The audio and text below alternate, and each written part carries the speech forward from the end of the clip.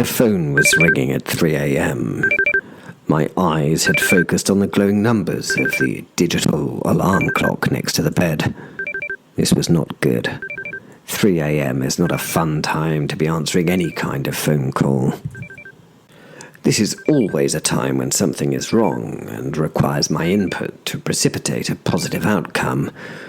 I have to say, after centuries of living, I love modern technology, but the fact that anyone can get hold of me at any time is bloody annoying.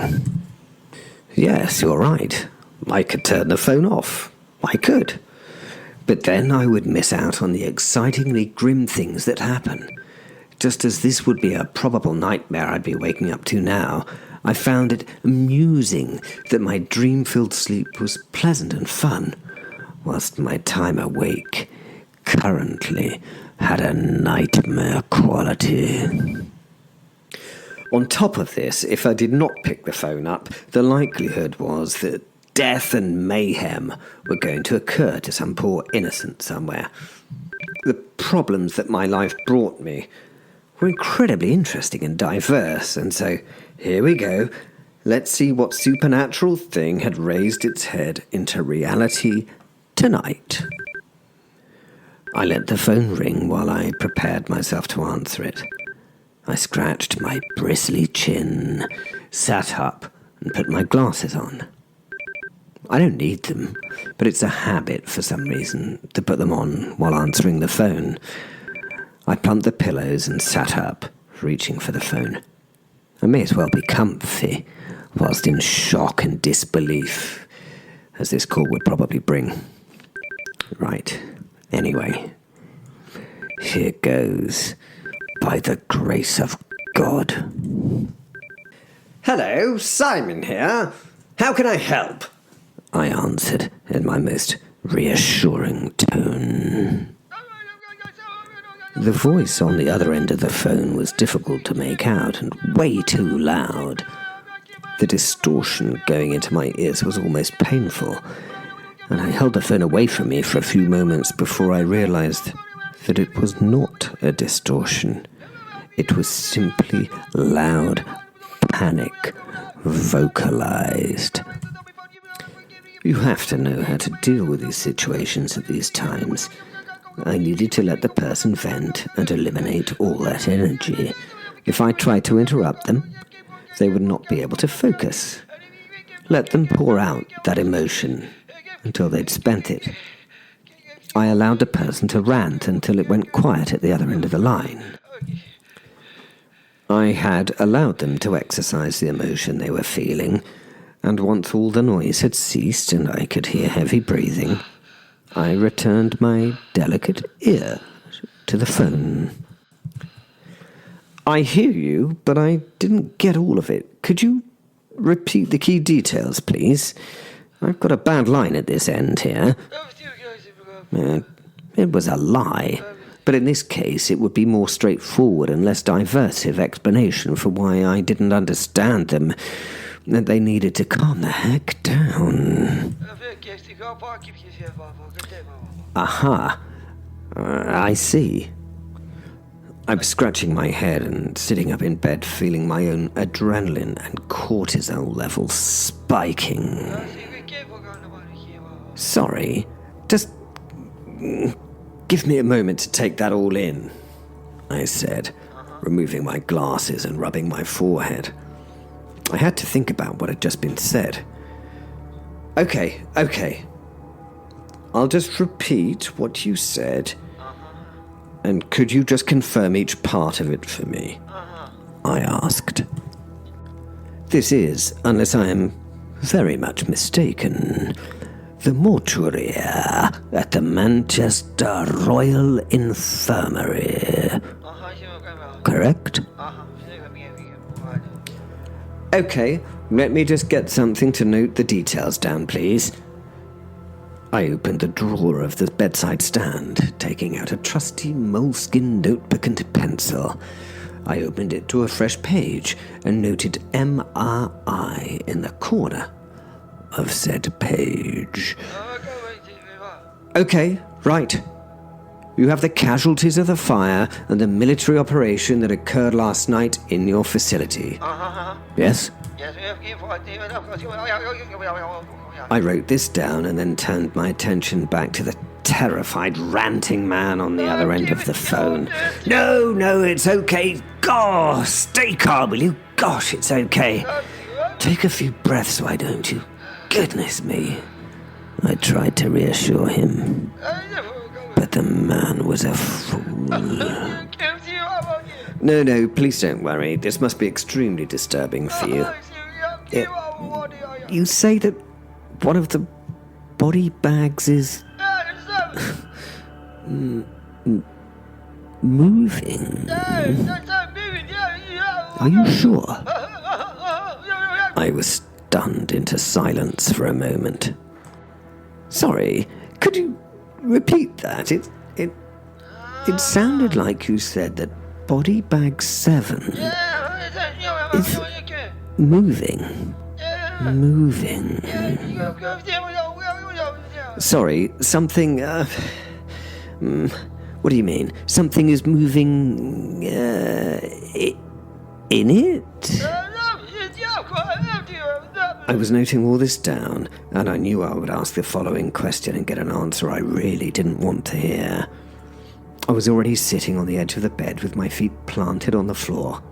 Alarms were ringing in my head as I looked at the clock. 3:12 a.m. It would take me at least 25 minutes at this time of day to get to the morgue.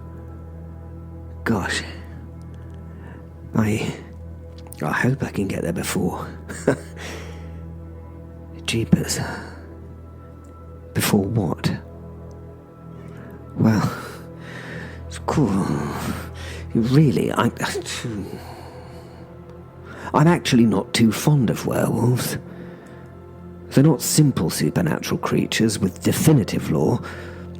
They always seem to surprise you with some new thing that really shouldn't be possible. Well, before I knew it, I was standing, leaning over the side table as I prepared myself for the next question-answer. And the question was, please, just confirm for me, which body bag was that?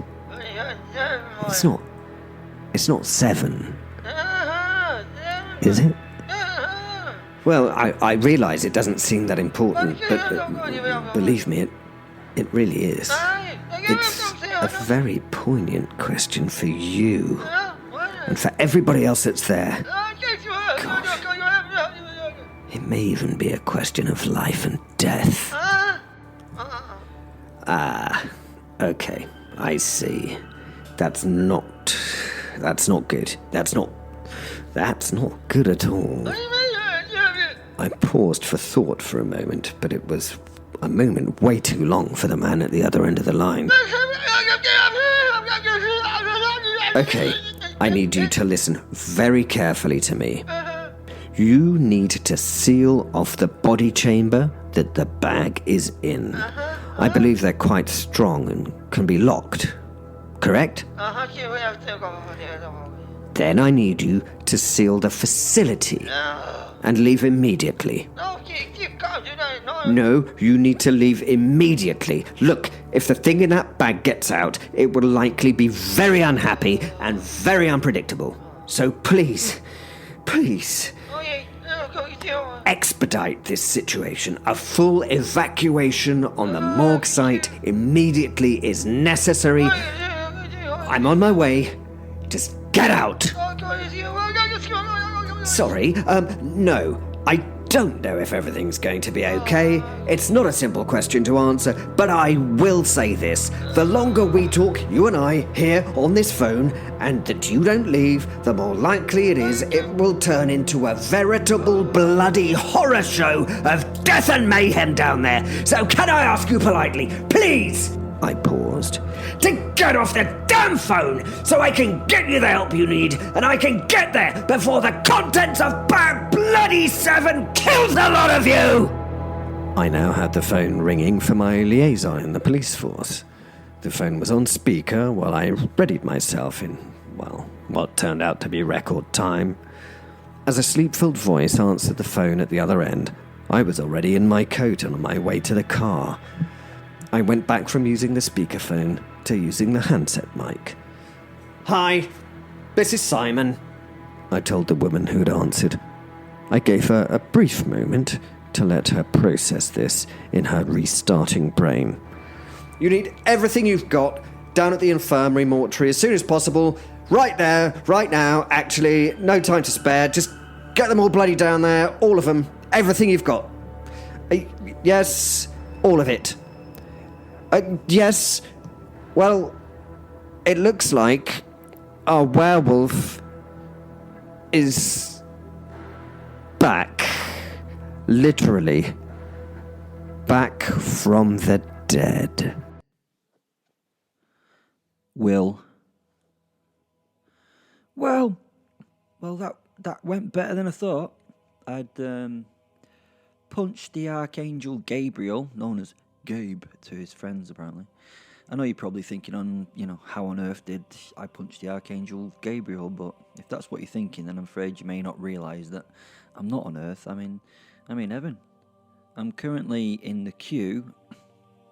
Well, it's not really a queue, there's no one else here but me to get into heaven. Yeah, me in heaven. I don't get it either. Over the past few days, months, years, I'm not sure, because time is like that drunken relative. I don't really know what time's passed. I've so far been killed in an awful accident where several soldiers had blown me up with a white phosphorus bomb. It was not an accident in their eyes, it was a successful operation to kill the werewolf beast killer thingy. It was an accident from my point of view, because I should not have relied on my high level of unkillability not to die. Since the death, I've enjoyed a journey into hell. Oh, and do you know what? I did enjoy it. It was a wonderful experience. On TripAdvisor, I'd give it 6 out of 5. Episode 126 tells a story. You can listen to the episode if you want. That'd be nice. And then you could review it, and you could share it with your friends, and you could say, "How amazing, werewolf stories. La la la." Anyway, sorry. Back to the story. On my way to the city of Pandemonium, yeah, the actual city of Pandemonium, I was waylaid by Lucifer.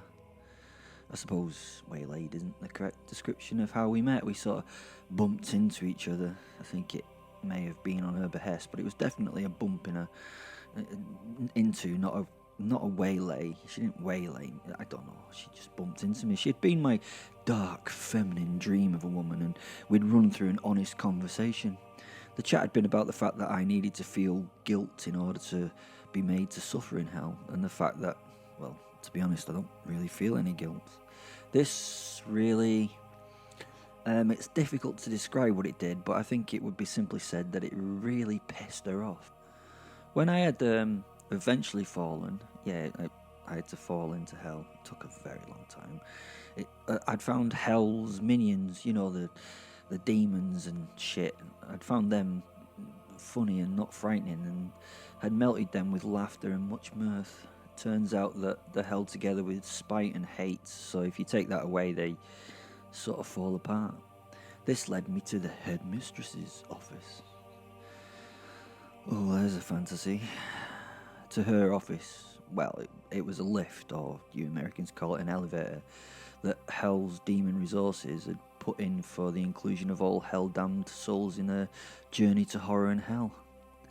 This shows that humans could invent horrors that even the Great Deceiver had not considered. Human resources invented by the most evil humans who lived had been transferred to hell, so they made their own inclusive group in demon resources.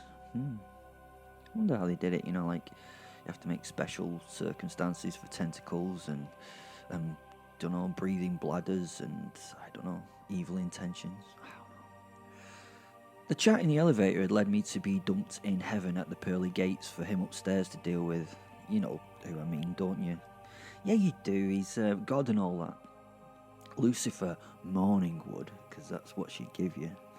Do you get what I did? I took Morning Star, and then shut up. Had just decided that she could no longer take this particular level of special educational needs, and had taken me to those that in most cases would have to care. Them upstairs would probably have to do something. So here I am, bizarrely, looking at an angel on the phone while feeling awkward with the gate warden Derek Jenkins. A nice man. "I know not why he is here," the angel said over the handset while briefly looking at me and offering a discouraging smile. You know the type of smile I mean, the one that is given when the smug bastard who's giving it is trying to portray how you are not only in deep shit, but you are fathoms down and, still sinking. I just waited, drumming my fingers on my thighs as I looked around the truly now monotonous landscape. It was beautiful, it was beautiful, but gosh, it was dull. Nothing was happening. There were more cherubs that flew over to check out what was going on, and several of them had started a little medley of tunes with heavenly instruments. The other cherubs were dancing and having heavenly fun. It was a little much to deal with them having all this joy, so I slowly made my way to the desk, and turning my back, I managed to sneak the holy statue with its funny saying into my hand. The angel nestled nicely, comfortably in the palm, and felt the right weight, and I covered the little dedication of, "You don't have to be holy to work here, but it helps," with my palm. We'll see how holy this will be. I slipped the ornament into my right palm and very quickly threw it with every ounce of my strength at the little cherub band. It flew straight and true, and the two cherubs directly in its line did nothing but watch its arc in its arrival to where they sat. Unluckily for me, Gabe, caught me in the moment of throwing the object and, with a nod of his head, froze it in its trajectory just before it crushed the cherub's head. Why hadn't he done that before I'd hit him in the nose? Maybe he didn't believe I was actually going to hit him in the nose. I've no idea. "Bollocks!" I shouted with a true sense of defeat. Again, the knowing smile was shown by the angel, and the angel returned to his angelic conversation with whoever was on the other end of the heavenly phone call. I assume another angel. He wouldn't be talking to God, would he? I don't know. Would he be talking to God? The cherubs now had stopped their musical torture and looked at me with much effrontement, if that's a word. One of them flew to the statue, now gently spinning in the air, and with a flick of its finger set it spinning vertically in the air. He seemed very pleased with himself, and all the other little angels giggled and clapped their appreciation. Oh, it's so sweet. Annoying, fucking annoying. The conversation seemed to be wrapping up at the desk. Derek was doing the under-manager thing when someone more prominent and much more important was doing grown-up things. He stood awkwardly, looking anywhere but at me and his boss, Gabe. The handset of the phone was placed gently on the receiver stand of the plastic dial phone, and the angel paused over it, gathering his thoughts. I could see the stress. It was great. The fact that it was placed and not slammed was, well, it was a good sign in my eyes. One of the things I miss in the modern day with our little brilliant computer phones is you don't have the ability to slam the phone down. Well, you do, I suppose, but it just gets smashed to bits and it doesn't actually ring off, does it? I missed doing that, and I missed it being done to me, the smash down of the handset. It was often a challenge in some of my worst relationships.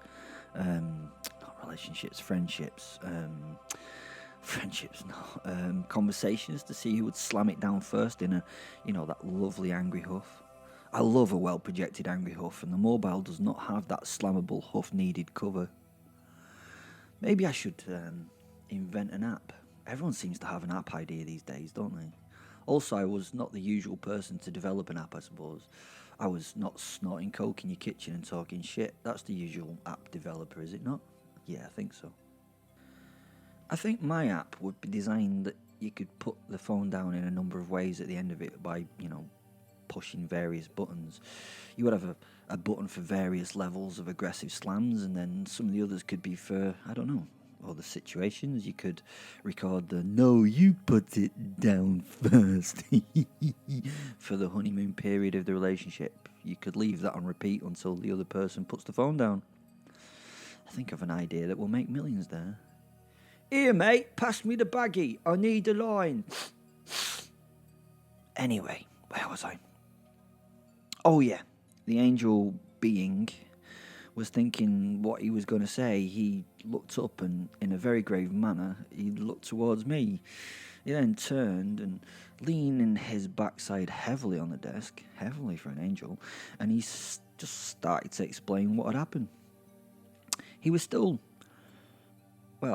confused. I could see that, and he was looking at the ground, and I could see he was considering his next action and how it was going to be done and its associated results. Okay. Will, is it? He asked, and I nodded. The thing we have here, Will, is that Lucifer has done a very bad thing, he continued. I laughed, thinking that he was joking, and then realised that the man would have had to have a sense of humour to understand why I was laughing in response to this. You know, Lucifer doing a bad thing, isn't that kind of what they do? Lucifer. Bad thing. Never mind. My laughter in response to his lack of response faded away and died.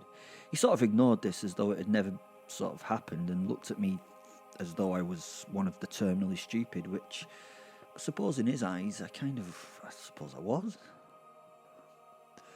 After the subtle death of his holy stare, he turned to Derek and spoke to him.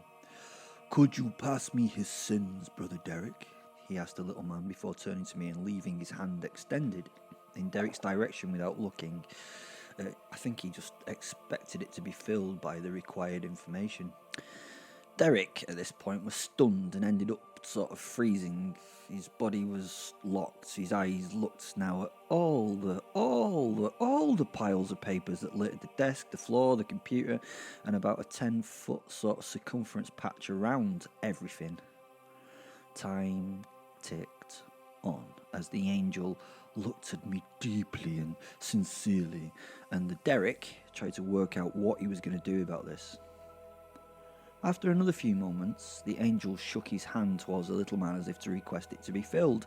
Derek was now shifting between piles, reading the top sheets and looking at which, he should pass to his glorified boss. The angel turned back. "Derek, is there nothing?" he asked the man. "No, sir," started Derek. "Gabe to you, brother," the angel interrupted. Derek now stood looking at the eyes of the angelic individual host and picked his finger nervously while measuring up in his head what he was going to say. "Oh, Derek, this man-person must have at least committed some sins." He laughed in an ingratiating manner. "Oh, yes, he definitely sinned, and sinned plenty, sir.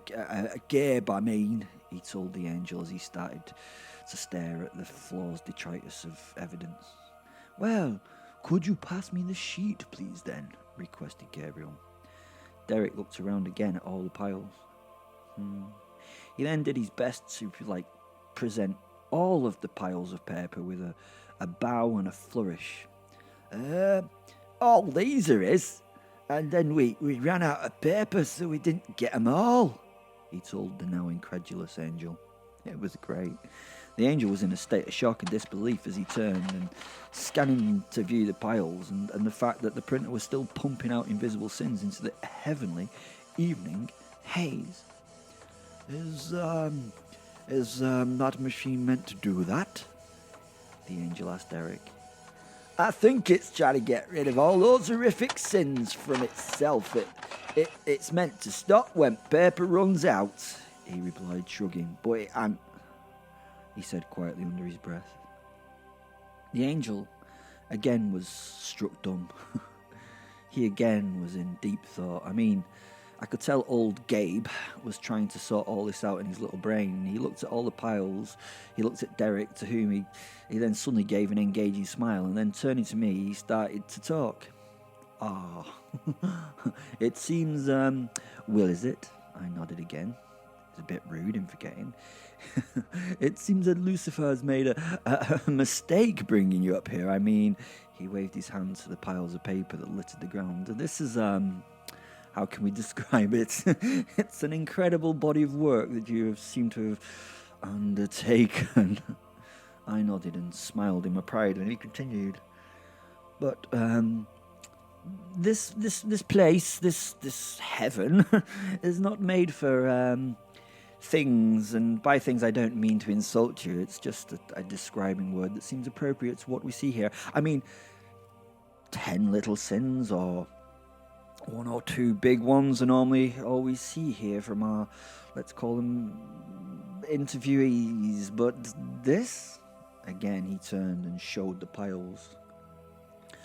Oh, and I suppose the fact that you punched me in the nose means that I am... Well, I'm afraid, sir. Well, is it? I nodded again. That you belong down there. He pointed down with a finger as his face took on a strained face of mock horror. Okay, I said. This place is dull anyway. It was a lot more fun down there. How do I get back? I asked. It was a genuine question too. I must admit, punching an angel had been fun, but down there was, well, there was her for a start, and she was heavenly. Oh, and also the melting beasties that I enjoyed tormenting. It was fun. Now the angel looked dumbfounded by this request. He stood open-mouthed. He might have been one of heaven's mighty bright beings, but he was not a mightily bright being in the brain. What? You want to go back? He asked. I nodded, and Derek clapped his hands in happiness. The angel and the gatekeeper now looked at each other in great joy. I thought that you would not want to go back. I thought you were, he said, pointing to his nose. I thought you may give us a little trouble, he said. No, I said, ringing off a naked salute to the being and saying, Just drop me straight back into the action, sir. I will clean that city up in a week, I told him. He did not understand the concept of sarcasm, but I appreciated it, and if Fen had been there, he would have laughed. I missed that laugh so much. I hoped I could see him again at some point, At the missing of Fen, at this thought, I felt I wanted something different. Not hell. I mean, hell was fun and all that, but it wasn't like home where I belonged with my best buddy. I don't suppose you could just send me back home to Earth? I asked. You what? The angel shouted, horrified. You're dead! That's it. Game over and all that. 1-0, dead, he told me. I nodded, pulling a sad face. Please, I asked as I batted my eyelids at the big, hot muscle Gabe. I will do anything to go back to Earth, I told him in a slightly camp but inviting voice. He looked at me, well, disgusted, and not taking his eyes off me, picked the handset up of the phone. He dialed the number on the spinning dial, of course.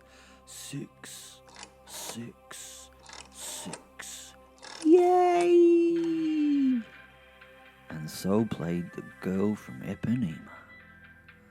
The phone was answered. Hi. You have to take this one, Lucy. Silence was the result on the other end of the line. I know you're there. It turns out that this werewolf thing you delivered here is a big bad sinner. He kind of tried to whisper that last bit of the conversation down the handset. As usual, I could hear him. I got werewolf hearing, for God's sake. For God's sake. Again, silence on the other end of the line. Lucy? You have to take him. That's the rules and things. Again, he tried to whisper the following few words in the phone. He punched me in the face, he told the listener. Again, silence. I know you're there. You have to take him, Lucifer. You know this, he told her. I don't think so. Was the audible on the line. And then there was laughter. She was having fun. He put down the phone gently and turned towards me. His face was now held in his hands. I could smell the cog gear oil burning in his little angelic head. He held his forlorn pose for a while, and eventually he seemed to come up with an idea. Okay, what I've decided to do with you then is not send you to hell. I would normally, but with you, I want you to have a chance. Was the greatest angel lying to me? I knew that Lucifer wouldn't have me back. This was great. I was making an angel lie. So what I think we do at this point is we send you back to Earth in order to give you, let's say, another chance. This time you will have to show your faith and help those in need to quash the sins that you've already committed. I am sending you back only so you can show penance and be a mighty example to the otherworldly souls. It was now as if he believed the lies he was telling me. In reality, I do not think he had really any other way of dealing with me apart from sending me back. Is that okay with you? He asked. Derek, well, he looked shocked and stunned at this outcome. He mouthed the word, really? I looked the angel deep in the eyes and made my scout's honour pledge and salute that I would return to Earth a really, really good person and not commit any more sins. Do you know what? I was going to be charitable and everything, I promise. My left hand was behind my back with fingers crossed, obviously. Who the fuck did this guy think he was? God? Then, he clicked his fingers and the heaven went dark and I was falling into darkness. Oh, this was exciting! Back to Earth, knowing that neither hell nor heaven wanted me. It was like being given free rein to do whatever I wanted. Which, to be honest, was always the case. But I was special. Very, very special. And that's the end of the episode. Please go check out the description. There are links to groups in Facebook, and we have Twitter. Is it Twitter now or is it X now? Where you can come and follow us on there. And there is stuff on TikTok, because I'm one of the kids and I'm down with that now, and Instagram and things. So please come on that. Go check out the other episodes that we have. Please share and review, because it means a lot. Those people who've shared and reviewed, thank you so much. It just brings us up the charts and stuff. Yeah, that's it. Thanks for listening. You are wonderful people. You're very weird if you get this stuff, but thanks for listening. You're wonderful. Love you. And may God bless your soul.